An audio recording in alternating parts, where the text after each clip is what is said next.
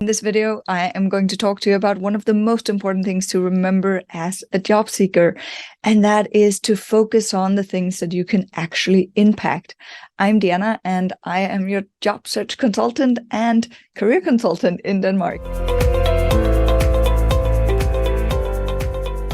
I look forward to going through this with you because one of the things I see a lot is that people focus on all of the things that they don't have any control over. They focus on how annoying it is to not get feedback from the companies. And I get that. It's freaking annoying, but you can't really do a lot to that. You can, of course, do something, but being annoyed that you don't get the feedback is not very usable for you. Is that a word? Usable? It's not something that you can use for a lot. So instead of that, being proactive and doing something about it is a way better strategy. The first thing that you can focus on and that you have impact on is the jobs you choose to apply for. So what is the kind of jobs that you're choosing to apply for? Is it only the ones where you know everything on the list? Or are you the kind of person who is also applying for jobs where you have like 2 things on the list? So you have impact here.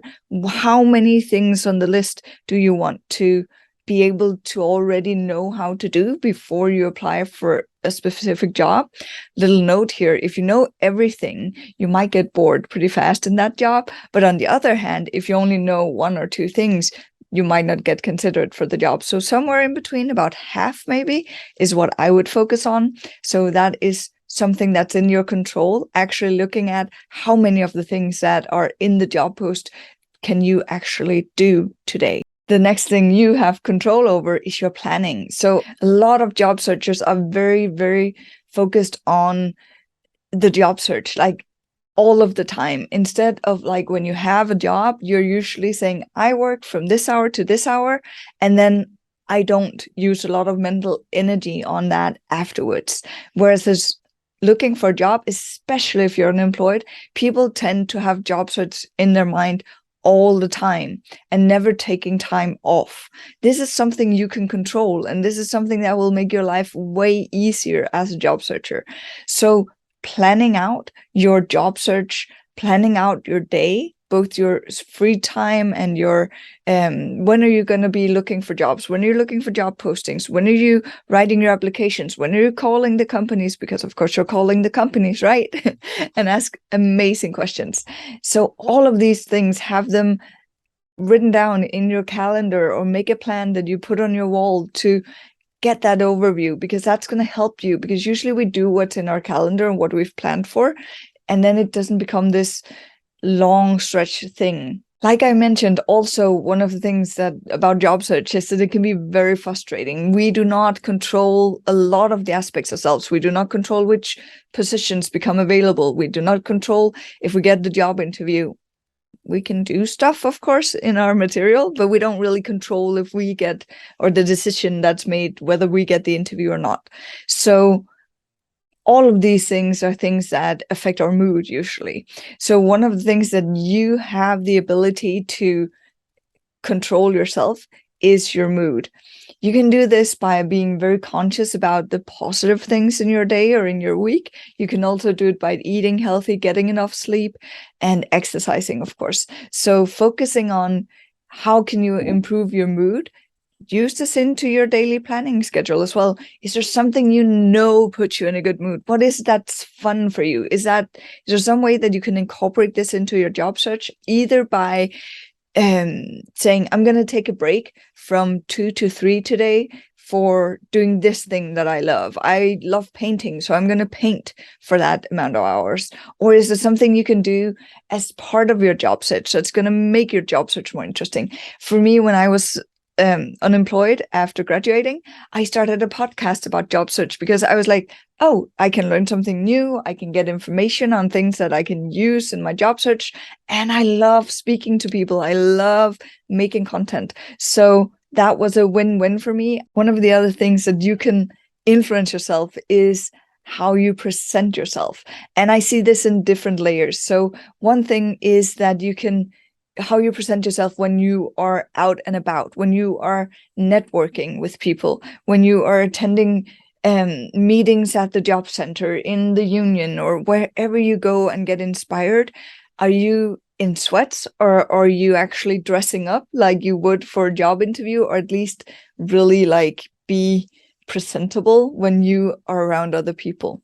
There are multiple reasons to think about this, even in these aspects. One thing is that your clothing usually affect your mood and how you feel about yourself. So I don't know, at least for me, and that, for example, if I have a day off and I'm just in my sweats all day, I'm never really energetic and like up and about in the same way as when I get up and get dressed and all of these things. So that's one thing, the mood, but also the people you are around. You have no idea who they are or who they might become. So a lot of people that I've met who are in job search networks or who are attending things that they sometimes have to because their job center put them there in this course or something, they are like just showing up and being a little bit like, I have to be here, this sucks, and just like, oh, just this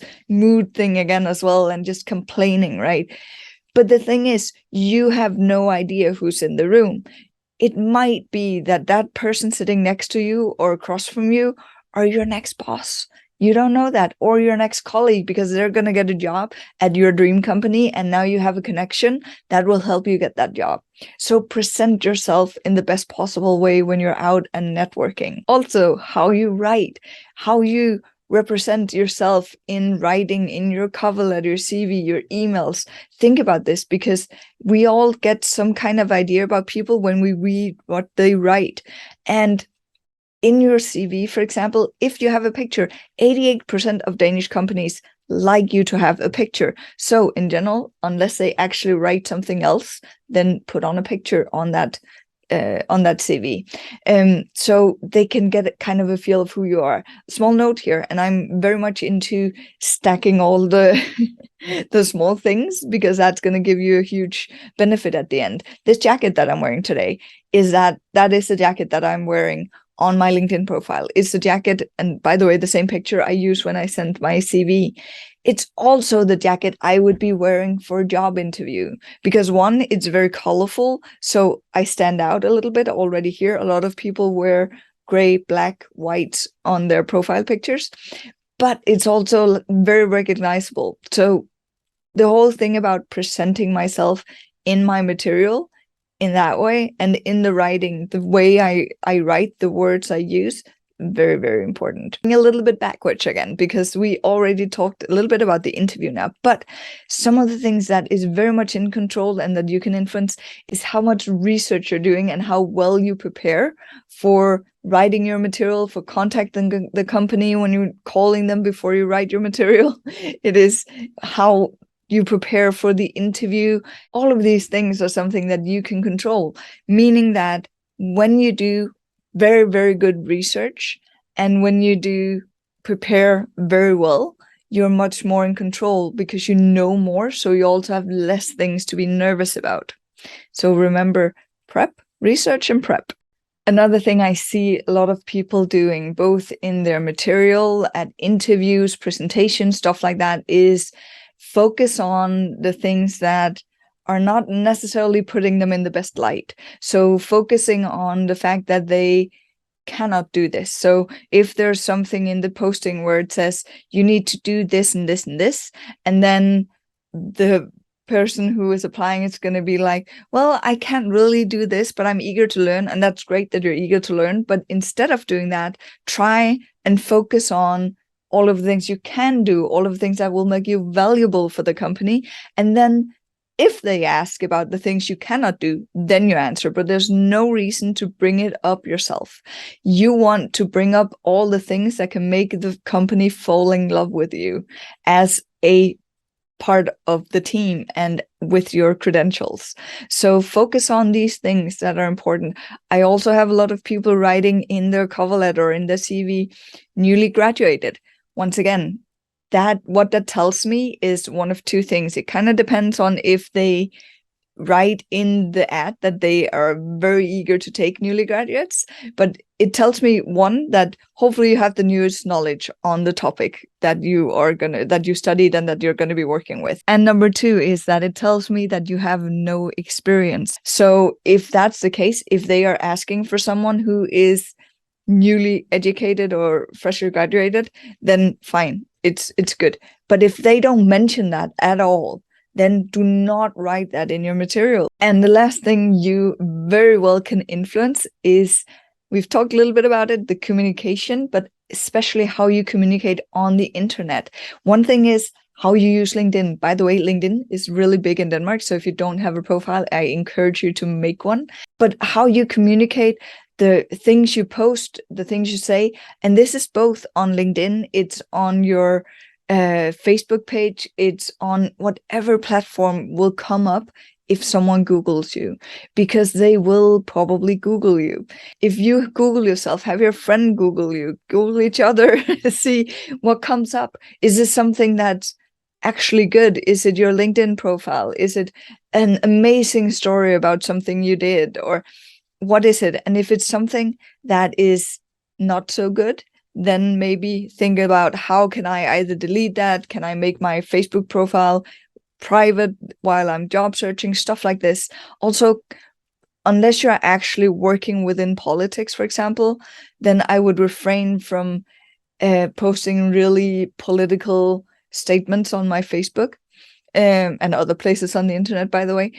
Because again, they're going to look you up and they're going to see, oh, is this someone that we think fit in? And it's nice, basically, that they want someone that fits in. So remember to kind of screen yourself. What can you actually focus on that is positive, that is you in a good light?